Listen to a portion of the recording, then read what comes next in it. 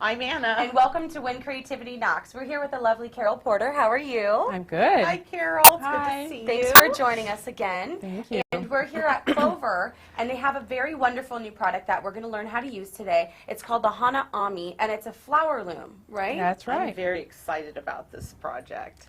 Actually, Hana Ami in Japanese means flower stitch. Flower stitch? Yes. So there's a bit of history behind it, right? Yes, well, there is. Many of you may recognize this from the late 60s, early 70s. I want to just interrupt you. This purse over here, totally, I remember when I was a little girl, my mom had something like that. Absolutely. And I know I had a kit to make loom flowers that looked like this. Well, no, I know, but I'm like, doesn't look familiar to me at all. So let me just tell you a little bit. This is how it comes packaged. Very nice. And it's all very compact, but once you take it out, you've got exactly 6 looms. So you're going to have 3 circles, a large square, a small square, a hexagon, and a center post that comes out. And this center post we use if we're going to do half a flower or quarter flower. Okay.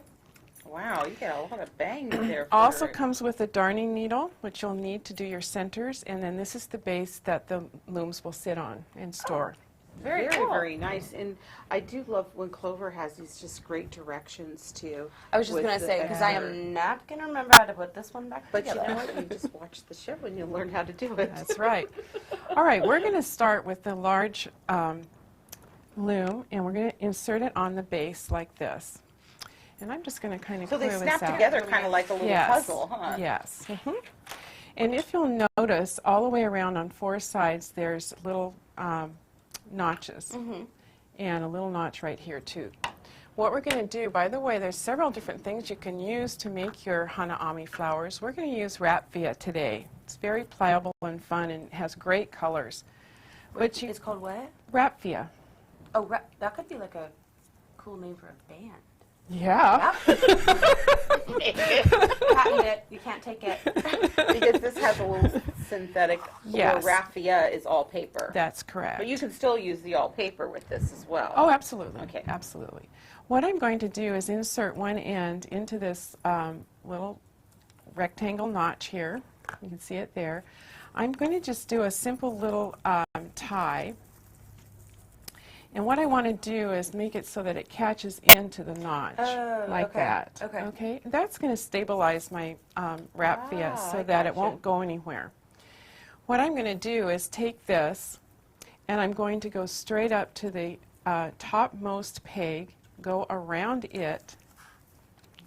Let's see, let's get organized here so we can show this. And then come straight down like that. Okay. The next wrap is going to go around the bottom one and then come up and go clockwise to the next one. Okay. All right? And I actually, for me, it's really easy to just move it around as I do To it. just spin it as you go. Absolutely, because then it just presents one peg after another. And I Super never, easy. whoops, well, you have to be careful. You've got to tame these Get too things excited, sometimes. huh? Oh, yeah.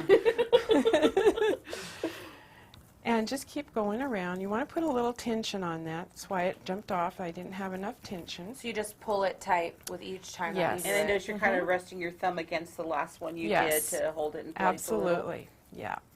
Now, Perfect. let's go to our next one, and I can show you what you do when you get to the Oh, end. the magic of TV. Yeah. Actually, I already had this tied, but what you'll do is untie the loop that you had at the beginning, cut your ending one about the same size, and then you want to tie those together with just what I call a shoe tie, like you were tying your shoes. Oh, I was like, is this some fancy tie that I don't know about? This is the one we all know about. You know, the little bunny ears. I'm a Velcro person myself. Oh, so- well. I'm just kidding. And we do that because it's really easy to untie at the end, Yeah. and we want to get that off. So this is what you're going to do. And by the way, I didn't mention this at the beginning, but if you're going to do a flower that's got 2 colors in it, you want to put both looms in at the beginning. Oh, you do them both at Yeah. the same time? Both at the same time. Oh, cool. So that's what I've done here. Now it's time to string the second loom. So we're going to take another color. I'm actually going to get that started here. Okay, sorry. Got too excited being a little helper. So as you know, we have all these little notches around, or eyelets. We're going to feed this into the opposite one and do exactly the same thing. Tie it off Okay. again. Okay. And tie it off again, and that's going to establish that And I'm going to raffia go out there. on a limb here and say it's the same idea, but on a smaller scale with the interior Exactly. They're all wound exactly the can same way. Oh, Megan. I'm so proud. She scares me when she does this stuff, Carol, I'm telling you. When So- she gets it, Yeah, she's like all surprised when I understand. It's like, isn't that what you want me to do? well, I'll tell you, there are a lot of Girl Scouts that are doing this right now and absolutely Oh, loving that it. So is. it's a wonderful Well, project I love for that them. the old crafts are coming back. Yes. Especially, I love Mom, sorry. vintage crafts. Vintage That's crafts, right. sorry. Old crafts, whatever. I love that they're coming back. So we're going to wrap this the same way, and I'm just going to jump to the one that's already wrapped. Now I get to give it to you. There you go. It's really important in order to hold everything together to do this centerpiece. Okay. And in our instructions, there's several different ways of doing the center one. And I'm going to teach you one that I like that's easy to do. What you want to do is with our darning needle, thread your raffia and take probably 18-20 inches of raffia. What you want to do now is from the back, there's a hole in the back. You want to feed your darning needle through the center. And you just want to push it through, there's no particular way, right? Yeah, there's no 'Cause you particular probably want way. it to almost like weave in through different pieces. And it Okay, will. Quit talking like that. I'm just asking helpful Weave through. questions. To her. Oh my I God. know. She's learning too much. Well, Carol wasn't such a good teacher. And then I'm going to pull it so that there's a good little tail there. Oh, okay. And I'm going to hold that with my hand.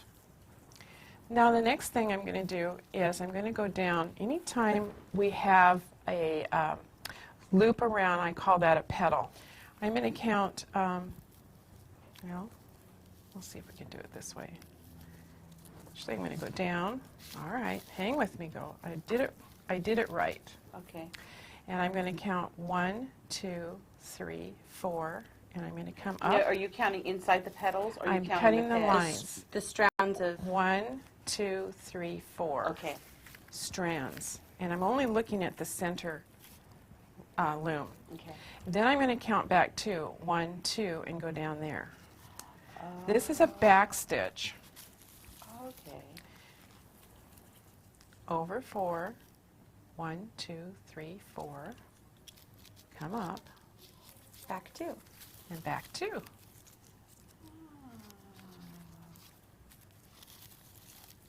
And I'll catch this one in the next time around. Over 4, 1, 2, 3, 4.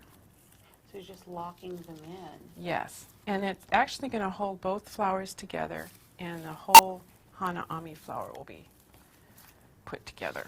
That's really cool. And so 1, 2, 3, 4, come up. And I'm counting 1, 2, and going back down. So it's over 4. So all you have back to do is 2. count to 4. That's right. It's my kind of craft. Okay, make it as long as not over. I mean, I can't go over 5, so. 1, 2, 3, 4, come up.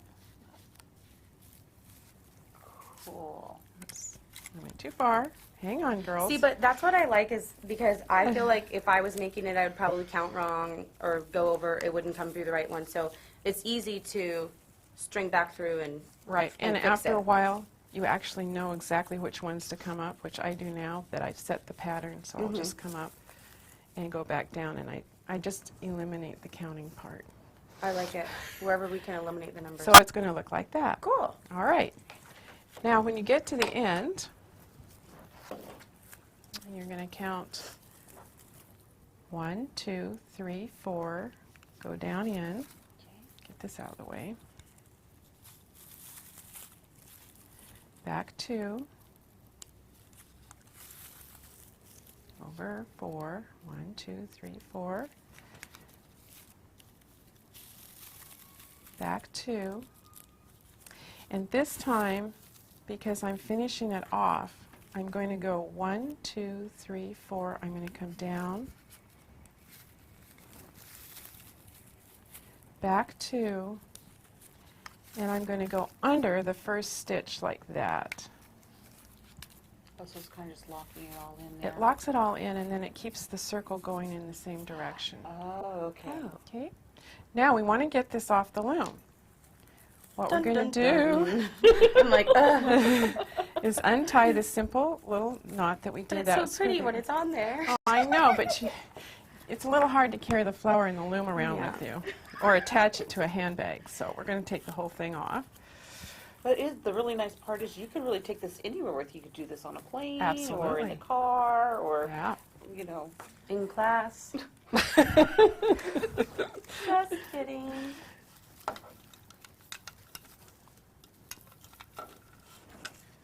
Oh, what the heck did I do?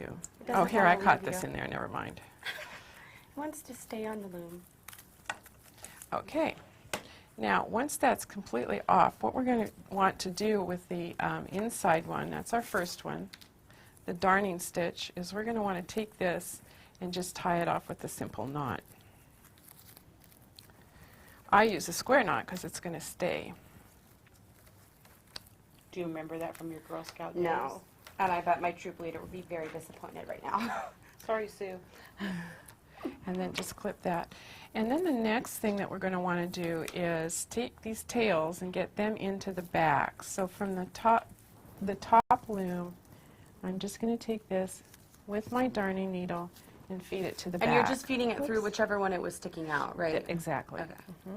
It presents itself right where you're going to be taking it back. And remember, you have two. We have a start and a finish. So we're going to get those both back there. You totally get addicted to doing these. I actually feel like I could do this. Yeah. I think you could too, Megan. I mean, I'm feeling a little brave, but... And then you just tie it in a knot. Just tie it in a knot.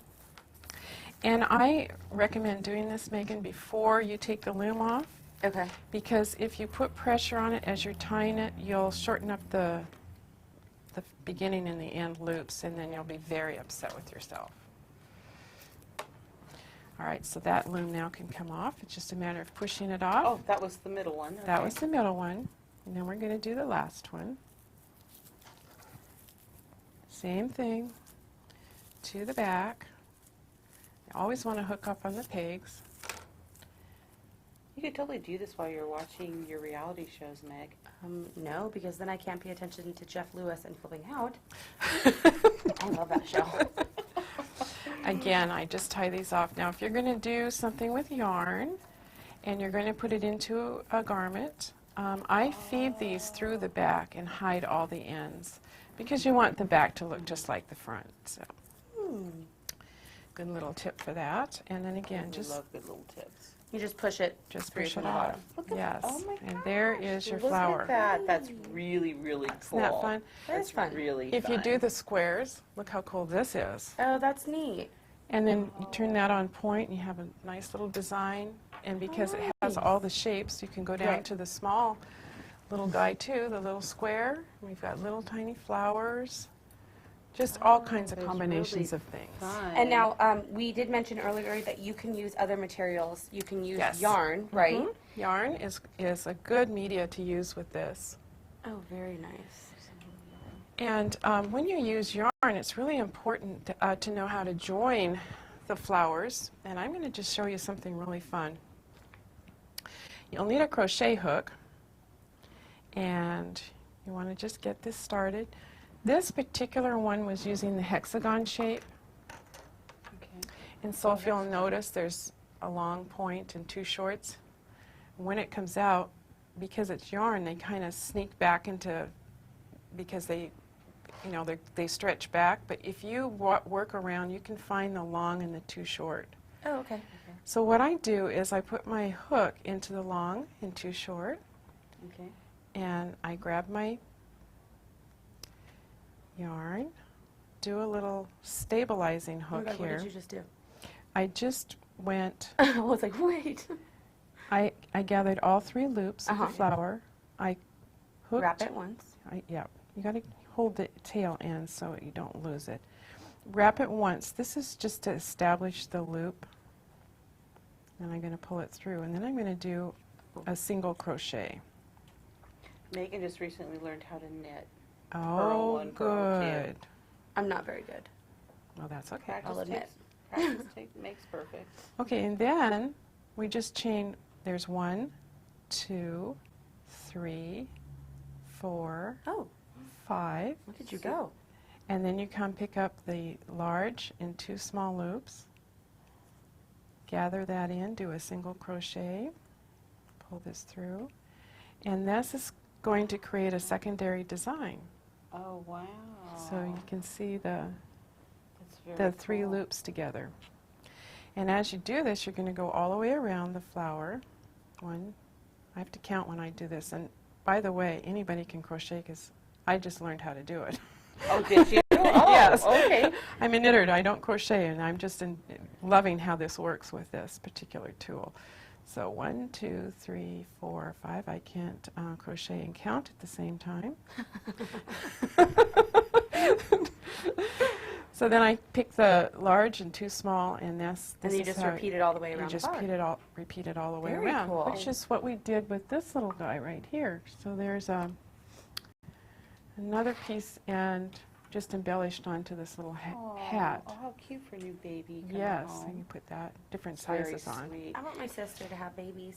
And you can also, we have behind you, Megan, There's there's this really great Look at little this. throw here, if you guys can see that. And this is a really cute way to join them all together, make a little baby Right. blanket, or just Right. a throw to have with you when you're watching Exactly. Jeff Lewis on Flipping Out. Okay, Sue. So let me show you a couple more examples of what we can do with this when we're done of projects, because the great thing about this is that you can use it for knitters, crafters of all kinds, scrapbookers, everybody. So here's some detailing work that's done here on a purse. We have some things that are done on a headband, some cards, and for all our scrapbookers out there, you found a really cute way to incorporate it into Super cute. just a plain old scrapbook page. I mean, there's nothing plain about this one. That would be But- my grandbaby. She's not playing.